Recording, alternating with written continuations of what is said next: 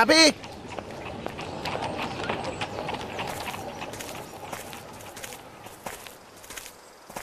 Mr. Holmes, Dr. Watson, I feel relieved that everything is settled. The inspector told me that you were not as useful as you had hoped in this case, but you did your best, and I am grateful to you. Dear Lestrade, well, the inspector deliberately minimized my role in this matter so that I could reveal a secret to you. I wish Lieutenant Harrington could be here now, but... He had to leave for London on a very urgent business. But how could you know? It is my business to know, Miss Bromsby. Thus, I am able to tell you about the case of the silver earring. Everything begins on that sad afternoon, which was to celebrate your birthday, and ended with the untimely death of your father. Miss Bromsby, you did not murder your father. I kissed your hand that day and did not detect even the slightest smell of gunpowder. I also discovered powder traces that proved the shot was fired from behind the second side door. You were not seen at that door, but where did the murderer go after taking his shot? Everyone who tried to exit through the side entrance found it blocked. According to witnesses and other evidence, none of the guests could have possibly been the murderer, because they were all present in the ballroom. No one left through the service door, and traces confirm that no one could have fled by using the staircase. The windows in the kitchen, as elsewhere in the manor, were appointed with thick bars, thus they offered no escape. So did he vanish into thin air? In fact, one of the parties did leave the ballroom and went to the kitchen corridor. He left to meet his accomplice, who was not an invited guest. This accomplice was a professional actor who was disguised to resemble our missing invitee. This guest hid under voile in the shadow of a statue and waited for his moment. Meanwhile, his twin acted out his part in the ballroom and provided the murderer with a perfect alibi. When the killer heard the applause, he left his hiding place, aimed, took his shot, and hit his target. It is important to know that the actor was well placed at the manor. He secured entry to the manor by impersonating a French head waiter. Using his position, he persuaded those in charge to use long tablecloths and to arrange the tables in a most peculiar manner. When the shooting occurred, our actor joined the crowd and rapidly crept across the room, concealed under the tables. As he neared the side door, he rose from beneath the last table and acted as if he had been jostled and fallen. However, as he stood, he accidentally snagged a small piece of his dirty glove upon a chair. When he arrived at the door, which was held closed by the murderer, he tapped on it using a prearranged code and was allowed entry. He exited to the corridor while his partner continued to hold the door shut against all others. The actor discarded his disguise in the deep kitchen well, helped himself to 2 bottles of excellent whiskey, and quietly went outside. The assassin waited several minutes. Then, in the last seconds of the confusion, he returned to the ballroom. Thus, we have the crime committed by an individual whom everyone swears was in the room when the shot was fired. But this agrees with my conclusions. Richard is an actor, and everyone swears that Grimble was in the room. I didn't consider the course of events as you described, Holmes, but admit it, our deductions agree. Moreover, both of these suspects are similar in size and manner.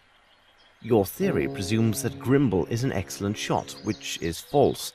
It also takes on faith that Sir Bromsby had discovered the misappropriations, supplying Grimble his motive, but irrefutable proof that neither Grimble nor Richards were guilty waited at Horace Fowlett's, the matter of his pillow. But there was no pillow at Horace Fowlett's. Nevertheless, Mr. Fowlett slept with one. When I arrived at his home, I believed him already dead. Therefore, the news of his hasty departure came as no surprise. From the evidence obtained at his home and the statements of his neighbour, I learned the following. On the evening of his death, Mr. Fowlett was visited by a man who desired to sell him some exotic trifle. While this man distracted Mr. Fowlett, a second man quietly crept into the house and tried to open his safe. This individual was well acquainted with the house and the location of the safe, but when he failed to open it, he most likely became enraged and killed Mr. Fowlett. This individual, Miss Bromsby, was your cousin, Wyatt Collins, who returned to England under the name Johansson. But what about this pillow? Mr. Fowlett's pillow had vanished. Later, Dr. Watson discovered a feather from the pillow in the train compartment used by the man who impersonated Fowlett. But why did Fowlett's impersonator take the pillow, and why didn't the station manager notice it? Mr. Fowlett was short, but very portly. In order to imitate him, the man used the pillow to create the appearance of a stouter man. There is no other explanation.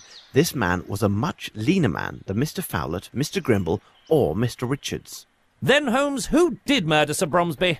And for what reason? You see, Lestrade, when it's a question of multiple murders, except for the deviant ones, there are two primary motives, revenge and greed. Wyatt Collins' presence at Fowlett's tells us his motive was about Bromsby's wealth.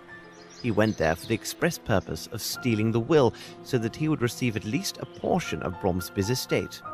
If his uncle had died with no will found, Collins would have been entitled to a share of the inheritance under English law. But if my cousin failed in his attempt and the evidence clears my name, though I am to inherit, why were my father and cousin murdered? Besides, tomorrow I am to announce my engagement and will be married soon. Holmes, hold on. There is a flaw in your reasoning. There is only one key for the door to the cement factory, and Grimble is the only person known to have it. So he must be directly involved in the murder of Collins. Is that true, Lestrade? Mr. Richards told me that there was indeed a second key which was lost. And have you forgotten the murder of the barman hunter? A young man without any criminal record, whose sole interests were painting and flowers. Why was he murdered in cold blood, with no signs of forceful entry or theft at his lodgings? Simply put, he was killed because he was present when your father was murdered. But why Hunter? What did he see or hear?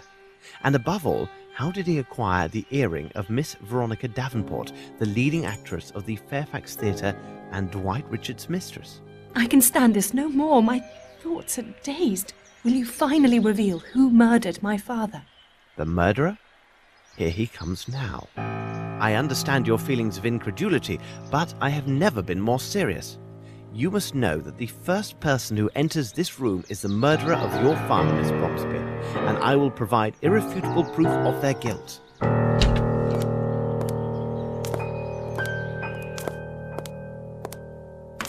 Well, good afternoon, gentlemen. You made the right choice to leave London. It is unbearably foggy. But Lavinia, darling, what's going on? She knows. But how? I mean, what? What does she know? I don't understand. Whatever do you mean? Oh, no. You understand me clearly, Mr. Harrington. And you also, Spencer. Or should I say, Mr. Jeffries. Explain yourself, Mr. Holmes. What a monstrous misunderstanding. Oh, I've just explained myself to Miss Bromsby about the truth of her father's murder, but I can tell the story again from the very beginning. It begins several years ago. Wyatt Collins, the nephew of Mr. Bromsby, is forced by his uncle to leave England for South America. His hatred is fostered by the ingratitude he perceives in Sir Bromsby. Wasn't his uncle's career financed by his mother's money? In Collins' mind, Melvyn Bromsby owes him an eternal debt of gratitude, and was thus obliged to finance Collins' indolent lifestyle, fulfilling his every need. Here is our first criminal, Wyatt Collins. Then we have you, Mr. Harrington. You were a brilliant student at the military academy, and are an excellent shot, are you not?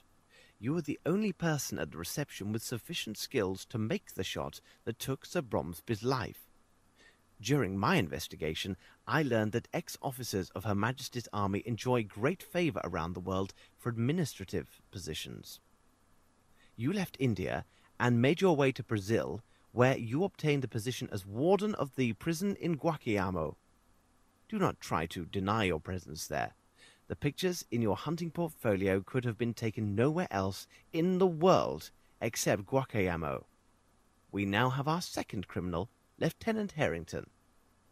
Mr. Jeffries, your arrival in Guacamayamo set things in motion. The theatre company had come to Brazil as part of their worldwide tour.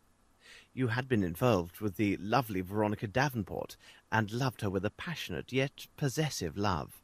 However, Miss Davenport did not share your affections. She had in fact tried several times to end your affair prior to the company's arrival in Guacamayamo. It seems she was truly devoted to Dwight Richards and would never leave him. After you arrived, you frequented the town's bawdier spots. This is where you first met Mr. Harrington, and you quickly became close companions. It seems tedium and heartbreak do bring certain people together. After the performance, maddened by alcohol and grief, you killed Miss Davenport because she had rejected your love. You then fled to your newfound friend, the warden, to confess your crime and beg for his help. In a show of friendship, he helped dispose of her corpse and directed suspicions towards your rival, Dwight Richards. Afterwards, you lay low, leaving the others to believe that you had been killed or had gone missing. You stayed hidden until they had departed, and you must have kept Miss Davenport's earring as some morbid souvenir. No doubt you also retained not only the key to the Fairfax Theatre, but the keys from Aston's, where you had been employed several years earlier. Here, then, is our third felon, Mr. Jeffries. Life was difficult in Brazil for our trio. Mr. Jeffries rarely went out, Mr. Harrington's men were talking behind his back, and Mr. Collins' funds were inadequate. One evening, Collins spoke of his cousin, who, in a few months' time, was to return to England from finishing school. She was also the sole heir to one of the greatest fortunes in England. Imagine these three men besotted with alcohol, considering the wealth that would one day pass to this slip of a girl. A terrible plan was devised. Several days later, they left for England, false papers for two of their party in hand, resolved to seize a portion, if not all, of this great inheritance. Incredible! Yes, incredible, and horribly true. At first, their plan was to forge a duplicate will or destroy the original, so that Mr. Collins would receive a share of the estate. This would happen soon enough, as they would murder Sir Bromsby at his daughter's birthday reception. It was essential that Collins enter the country under false papers, so that neither his uncle nor the authorities would be alerted to his presence in England. This would avoid any suspicion attaching him for his uncle's death when he arrived to claim his inheritance. They quickly put their plans into effect. Mr. Jeffries arrived at the household in the guise of a stylish French head waiter and studied the lay of the manor. Mr. Harrington, the assassin, would accompany a person with rather poor eyesight to the reception, so that the illusion of the fake Mr. Harrington would go unchallenged. As the head waiter, Jeffries was in a unique position to study the guest list. He quickly learned that two of the guests, Miss Rowntree and Colonel Patterson, had both poor eyesight and were unaccompanied. Lieutenant Harrington was quite busy in the days before the reception. He courted Miss Rowntree with great dedication and made fast friends with the Colonel. He hoped to secure one, if not two, invitations to the reception.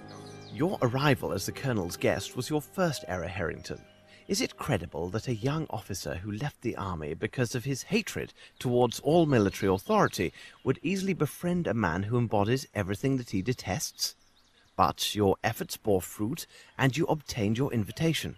Mr. Jeffries, as head waiter, took great care that the tables and tablecloths were arranged specifically to accommodate their schemes. Mr. Jeffries then secured the disguise for his role as the false Lieutenant Harrington. He remembered that an officer's uniform, similar to Lieutenant Harrington's, and a red wig, identical to the colouring of the lieutenant's hair, were in storage at the Fairfax Theatre. He learned that the company had taken up residence at the site of the old Aston Theatre, for which he still had the key. It was therefore a simple matter for him to acquire these items for his masquerade. They now only lacked the will, which Mr. Collins presumed was kept at Flowlet's house. Their plan was to take these papers prior to the murder of Sir Bromsby, so that Flowlet would be unaware of either their presence or substitution until it was too late. But things went badly. Mr. Jeffries tried to divert Mr. Flowlet, but he must have been alerted by some noise, as Collins struggled vainly to open the safe. Upon being discovered, Collins killed Flowlet on the spot. The two conspirators then left the house in such a way that witnesses believed it was Flowlet himself who had left. They would now have to find another way to get hold of the money, because no doubt Sir Bromsby had disinherited Collins in favour of his daughter. They decided to take the money from his daughter, a young, naive and vulnerable young woman. On the day of reception, Mr. Harrington arrived with Jeffries, disguised as his servant Spencer and the Colonel. With the promise of whiskey, Jeffries easily secured the unwitting aid of two fellow servants and assumed a position at the service door. He wagered that he could pinch 2 or 3 good bottles of liquor from the kitchen if his companions would cover for him. I have just explained what happened next. After the shooting, he took 2 bottles of excellent whiskey.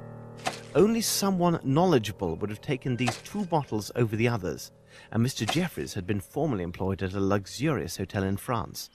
Upon his return, he gave an accounting to his fellow servants, did his hair, and left the manor. The promised delivery of the liquor and his frightened look secured the 2 men's cooperation in providing his alibi. They could not have known his true role in these events. The one problem for the conspirators was the barman Simon Hunter. He had perfect eyesight, unlike the colonel, and realized that the man who claimed to be near the bar at the time of the murder had in fact lied. He hinted as much to Mr. Harrington and most certainly intended blackmail. As they were short on funds, the accomplices gave him Miss Davenport's earring as collateral and pledged to return with the money he demanded.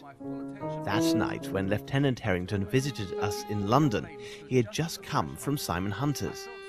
Hunter had told Harrington that the earring had been pawned and he would not reveal the name of the shop unless Harrington paid him his money. Mr. Harrington ruthlessly killed Hunter, and the earring so precious to Mr. Jeffries was lost.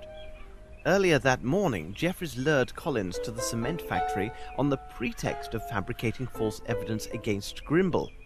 But they no longer needed Collins to acquire the Bromsby fortune. Mr. Harrington would wed the young heiress, then, after a reasonable time, they would cause her untimely death, and they would take it all. So Mr. Jeffries murdered Collins and made sure his body was barely recognizable. If he was identified, it would not affect their plans, as they believed leaving the corpse at the cement factory would direct suspicion towards Grimble. When Mr. Harrington came to see us, he learned we were hot on Collins' trail and had traced his movements up to the factory. He assumed we would go there within the hour and left to quickly round up his associates and devise a plan. Jeffries, from his days at the Fairfax Theatre, knew an Asian of questionable talents who had no visible ties with this case and could attack us without drawing suspicion their way. We avoided this attack, and from that moment I was convinced of Lieutenant Harrington's involvement in the conspiracy. The last elements of proof were revealed at the vagrants' camp near the monastery outside of London. Mr. Jeffries had tramped through England in his past and might have thought to hide Collins in the forest near the Richmond's Abbey. The very day that I was there, he tried to destroy all evidence of Collins' murder. Fortunately, he did not manage to destroy everything. It seems Collins, foreseeing his possible death, left a small surprise for his accomplices. It would be easily missed, except by someone who observes all and misses nothing. But this is merely some draught to lull us to sleep, Mr. Holmes. Lavinia, surely you can't believe these mad accusations? They arise from nothing. What proof do you offer for what you say? None. Believe what you will, Mr. Harrington. I will warn you that Mr. Collins left a letter written in his own hand, which named yourself and Mr. Jeffries, and accused you both of complicity in the murder of his uncle. At this very moment, Inspector Lestrade's men are conducting a search of your rooms. They will find the evidence that, when added to the accusations within this letter, will prove your guilt beyond all doubt. The Chirapaqui cigarettes, your portfolio, as well as a feather from the pillow which was taken from Horace Fowlett's. These items prove my deductions. I suggest we wait here for their arrival with these proofs, and I assure you our wait will be brief. Bravo, Mr. Holmes. Well done. Accept my apologies, my dear Lavinia. I think under the circumstances it would be best if we postponed our engagement. I'm sorry for your father, but what do you expect? We had to give it our best shot. Where is the earring now? You will tell me, where is it? Unless you tell me at once where the earring is, no one will leave this room alive. Don't you understand? You are all going to die.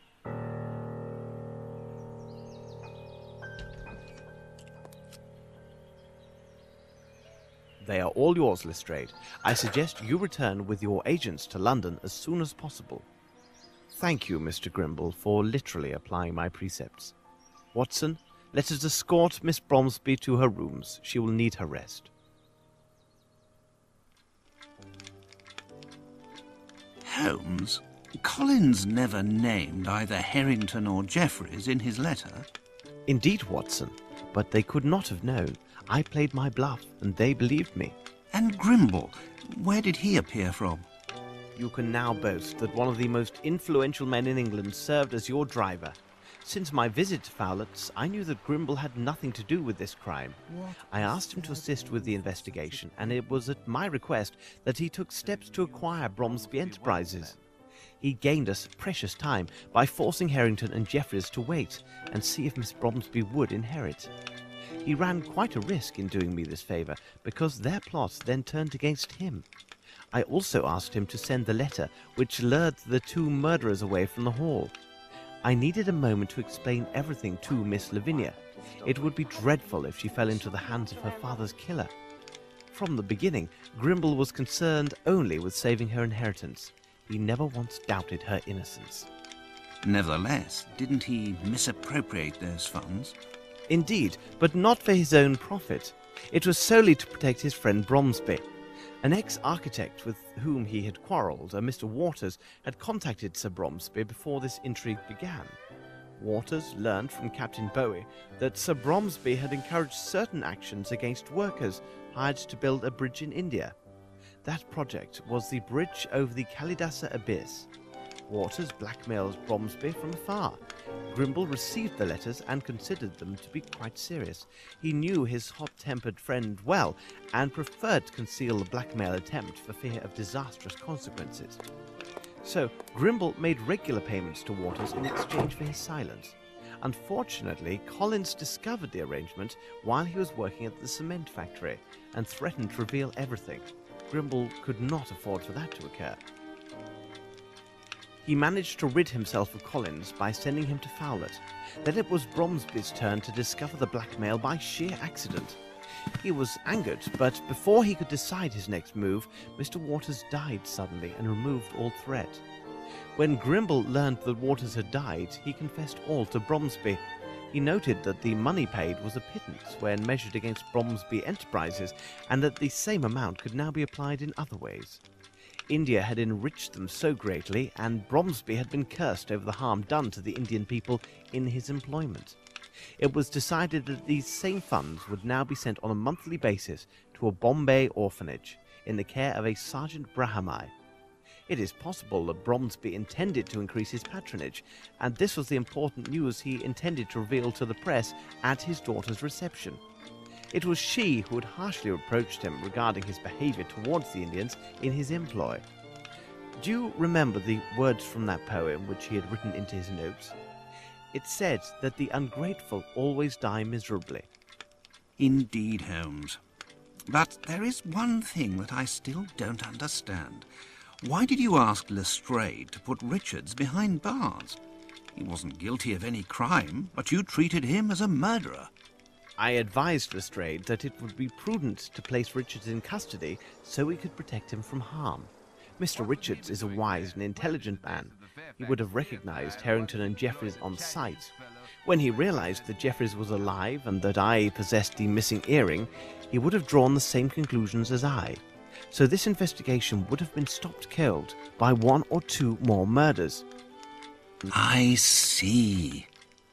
Well, Watson, you seem to know everything. Tell me, please, that small missive which I can see on the desk. It contains 2 invitations to the opera's opening night, does it not? If so, we shall finally have our opportunity to hear this marvellous soprano. Well, what do you say, Watson?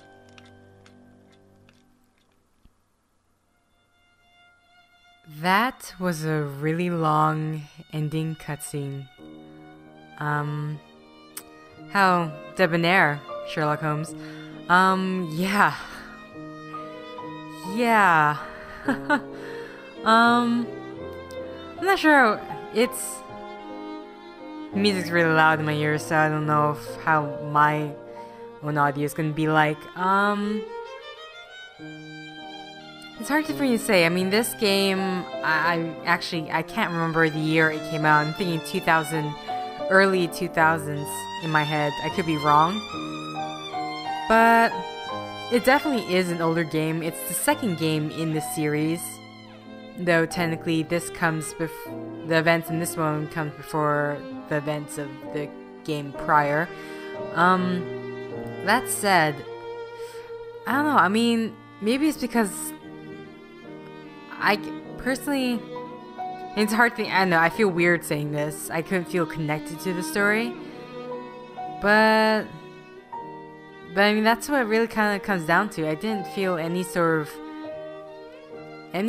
connection with the story, or just there's so much information that I wasn't sure what to look at.